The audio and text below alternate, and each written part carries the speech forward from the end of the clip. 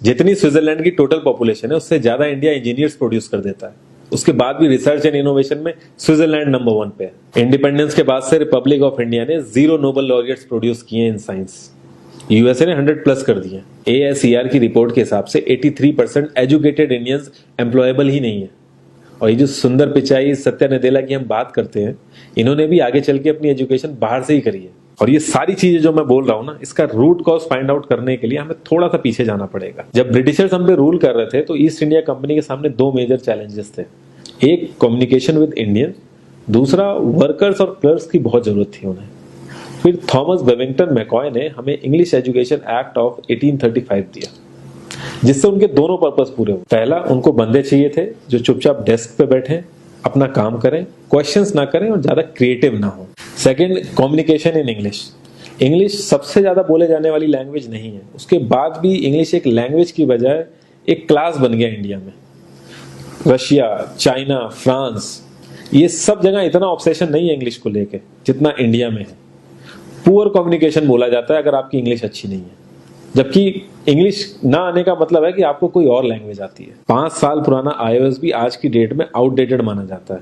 लेकिन इतनी इंपॉर्टेंट चीज, हमारा एजुकेशन सिस्टम, आज भी बस थोड़े से चेंजेस के साथ ऐसे ही चल रहा है। हमारे एजुकेशन सिस्टम में रटने का कंपटीशन होता है, जो ज्यादा रट लेता है उसके ज्यादा मार्क्स आते हैं।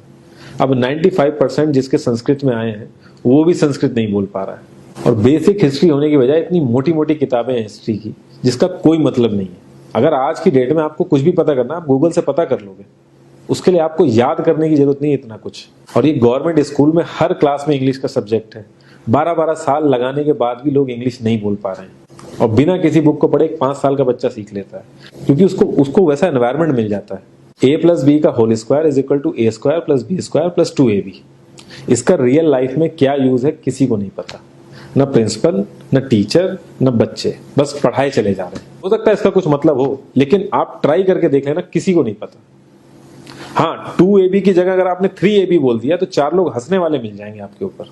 किंडरगार्टन में जो बच्चों को सिखाने के लिए टेक्निक यूज होती है वो लाख गुना अच्छी है कॉलेज की वो रटने वाली टेक्निक से। और जिन बच्चों के बहुत ज्यादा नंबर आते हैं ना, जो वो छुपा छुपा के एग्जाम में लिखते हैं, आप देखोगे जब वो रियल लाइफ में जाते हैं ना तो ज्यादातर क्रम्बल करते हैं वो। हर किसी को सेम सिलेबस और सेम चीज सिखाई जाती है बिना उसकी कैपेबिलिटी देखे। और क्रिएटिविटी का तो दूर दूर तक मतलब नहीं होता। अब एक लाइन से आप शेर, मछली, सांप, हाथी सबको लाइन से खड़ा कर दो और उनसे कहो पेड़ पे चढ़ो, उनको तो जिंदगी भर यही लगेगा ना कि वो तो किसी काबिल ही नहीं है। और द्रोणाचार्य ने भी पांडवों को उनकी स्किल सेट के हिसाब से उनको चीजें सिखाई, सबको एक ही चीज नहीं सिखा दी। और हमारे एजुकेशन सिस्टम में ज्यादा ऑप्शंस भी नहीं है। सबसे ऊपर साइंस, फिर कॉमर्स, और सबसे नीचे जाके कहीं नंबर आता है आर्ट्स का। आर्ट्स लेने वाले को तो लोग इतना हल्के में लेते हैं जैसे वो किसी काम का ही नहीं है। हर माँ बाप को तो इंजीनियर या डॉक्टर ही बनाना है। कॉलेज वाले अगर एक्स्ट्रा कोर्स रख भी देते हैं तो माँ बाप एंट्री नहीं कराएंगे, तो वो सारा पैसा बर्बाद होगा कॉलेज का। तो ऑप्शंस कहाँ से आएंगे? और बचपन से ही आपकी ट्रेनिंग स्टार्ट हो जाती है। माँ बाप, भाई बहन, रिलेटिव सब यही समझाते हैं अगर आपके मार्क्स नहीं आए और जॉब नहीं लगी तो आपकी जिंदगी बेकार। और लाइफ की क्रिएटिविटी को आप रखते हो साइड में, और ये अच्छे मार्क्स और अच्छी जॉब पाना आपका सपना बन जाता है। अब ये सपना पूरा हो जाता है तो बहुत बढ़िया है, दूसरे को जेलस फील कराओगे, नीचा फील कराओगे। और इस छोटी सी उम्र में अगर सपना टूट जाता है तो सेल्फ डाउट में आ जाओगे। इतना बाहर वाले आपको नीचा नहीं समझेंगे जितना आप खुद की नजरों में गिर जाओगे। आप किसी भी 4-5 सक्सेसफुल आदमियों के बारे में सोच के देखिए जिन्हें आप बहुत सक्सेसफुल मानते हो या जिनकी तरह लाइफ आप जीना चाहते हो। मैं ये कह सकता हूं कि वो इस एजुकेशन सिस्टम की वजह से तो सक्सेसफुल नहीं होंगे, चाहे वो जो भी हो। धीरू भाई अंबानी, विराट कोहली, आमिर खान, नरेंद्र मोदी, ये सब हमारे इस करंट एजुकेशन सिस्टम के ट्रैप में नहीं फंसे। इन्होंने खुद सीखा, खुद एजुकेट हुए और खुद आगे बढ़े। किसी कंपनी के सीईओ को अगर ये कहा जाए कि आप अपनी कंपनी के सारे डिपार्टमेंट में इंटरव्यू दीजिए, तो कोई गारंटी नहीं है कि वो सारे डिपार्टमेंट के इंटरव्यू निकाल लेगा।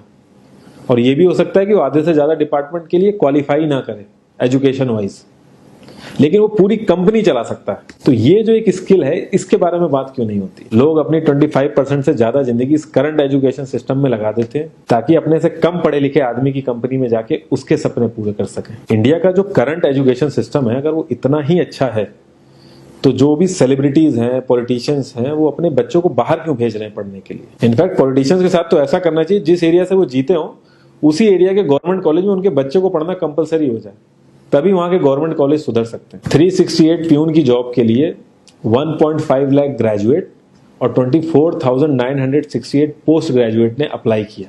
मैं IAS PCS की तो बात नहीं करता हूँ, वो तो एक पैशन की बात होती है, लेकिन कुछ लोग 5-5, 6-6 साल से तैयारी कर रहे हैं कि कोई भी गवर्नमेंट जॉब मिल जाए उन्हें। उनसे पूछोगे क्यों ऐसे इतने टाइम से लगे हुए हो, तो वो एक ही चीज बोलेंगे कि जॉब सिक्योर है। मतलब आप काम नहीं भी करोगे तो आपको निकाला नहीं जाएगा। ये सारी कामचोरी वाली बातें माइंड में इसीलिए आती हैं क्योंकि हमारा जो करंट एजुकेशन सिस्टम है वो इतना कॉन्फिडेंस ही नहीं देता है कि हम अपनी स्किल के दम पे कहीं जाके काम करें और हमें निकलने का डर ना हो। मैं आने वाले 10 साल की तो बात ही नहीं कर रहा हूँ, अगर मैं आने वाले 5 साल की भी बात करूं तो टेक्नोलॉजीज में इतना ज्यादा चेंजेस आ जाएगा कि जो आज हम पढ़ रहे हैं, जिस स्किल पे हम फोकस कर रहे हैं, पता नहीं वो रेलेवेंट भी होगी कि नहीं उस समय। Cloud computing, SEO, digital marketing, ये सब जॉब्स पहले एग्जिस्ट ही नहीं करती थी। हम लोगों को एजाइल होना पड़ेगा, नई नई चीजों को सीखने के लिए ओपन रहना पड़ेगा, क्रिएटिव माइंड लगाना पड़ेगा।